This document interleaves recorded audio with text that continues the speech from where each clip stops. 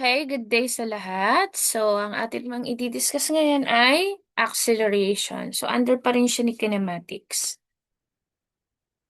Ano ba pag sinabing acceleration? So, based dito sa ating definition, sabi dito acceleration is the rate at which an object changes its velocity over time. So, meaning, kapag ang acceleration ay nagaganap kapag ang object ay nag-speeds up, ang object ay nag-slow down, or ang object ay nag-change ng direction. Okay, so, pati po ba pag nag-slow down, acceleration din? Yes. Kaso nga lang, siya ay negative acceleration or yung tinatawag natin na deceleration. Yung changes direction, acceleration ba yun? Yes.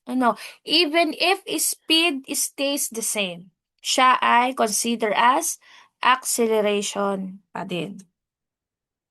Okay? At ang unit po ng ating acceleration is meter per second squared. Kumbaga si acceleration yung nagsasabi kung how fast something changes, how it's moving, It's not just about going faster. It means speeding up, slowing down, changing direction.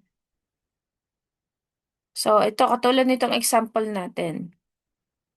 Ay alam natin na ang car, initial speed niya ay 30 meter per second. Pero after 10 minutes, ang speed niya ngayon ay naging 35 meter per second. So, meaning, from 30 to 35, ay di talagang nag-speed up siya at merong acceleration na nangyari.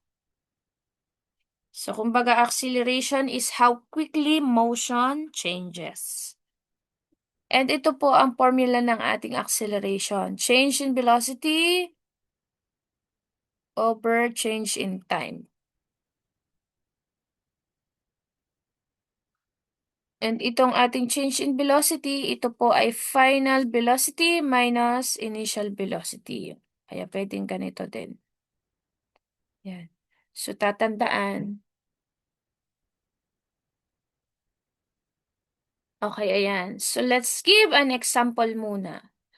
So, sabi dito sa problem, a car's velocity increases from 10 meter per second to 30 meter per second in 5 seconds. What is its acceleration? Okay?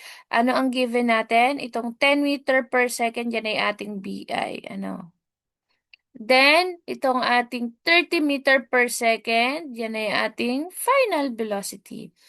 And nabanggit dyan na in 5 seconds, kaya ito ang ating time. So, ano ang ating acceleration? Okay?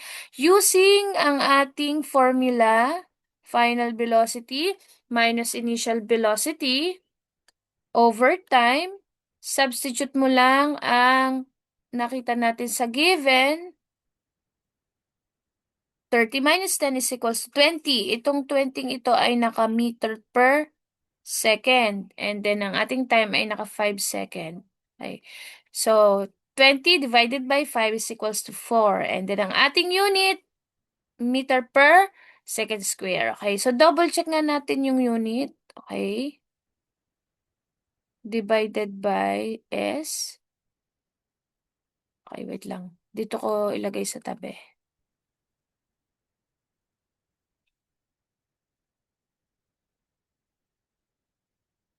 Yung kita. Ayan, dito tayo. Double check natin ha yung unit. Yung unit niya. Di ba siya ay meter per second divided by second daw. Which is, di ba ito ay equal sa ganito? Ayan. Kaya naman, magiging siyang meter per second square. Okay? So, next. Ayan, try this. So, viewers, i-pause nyo yung video. Then, try to solve this. Okay? Para makita natin kung may natutunan kayo. So, madali lang naman ito eh. Okay? I-pause nyo muna yung video. Try to solve. And then after nyo ma-pause at na-try nyo ng sagutan, okay, isolve natin. So sabi sa problem, a plane increases its velocity from 50 meter per second to 150 meter per second in 10 seconds. Find the acceleration. So again, ang atin pong given ay itong 50. So, malinaw dyan na sinabing from 50. Ibig sabihin, yun ang iyong initial velocity. Papunta daw 150 meter per second. Ibig sabihin, yun ang iyong final velocity. In 10 seconds. Ibig sabihin, ito ang iyong time. Again, using the formula, okay? Final velocity minus initial velocity over time. Substitute mo ang ating mga given. Okay? Makakakuha ka ng final answer na 10 meter per second square.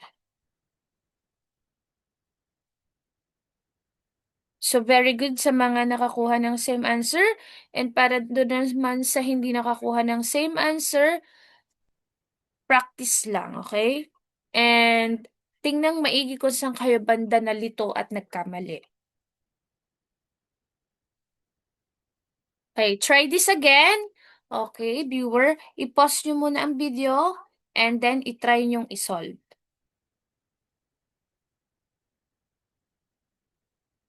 At kapag kayo ay may sagot na, okay, and then i-play ulit ang video at atin na siyang sasagutan.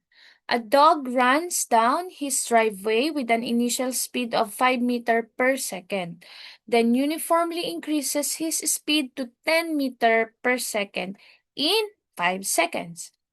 What was his acceleration during the second part of the motion? Okay, solution. Okay, unahin muna natin ang given. So, binanggit dyan, initial speed daw ay 5 meter per second. So, yun ang ating initial velocity. Ano? Then, uniformly increases speed to 10 meter. Okay, yun ang ating final. And 5 seconds, so yun ang ating time. Ang tanong ay acceleration during the second part of the motion. Okay? So, ito pa rin po ang ating gagamitin na formula. Wala namang mababago. So, 10 meter per second minus 5 meter per second divided by 5 second. And you will get 1 meter per second square. Okay. So, class, viewers, so kung kayo ay nakakuha ng same answer, very good. Talagang alam na ang ating acceleration problems. Then, yun namang hindi pa din nakakuha ng tamang sagot. Again, tingnan maigi ko sa nagkamali. And matututunan nyo din yon, practice lang. Okay, that's all. Thank you.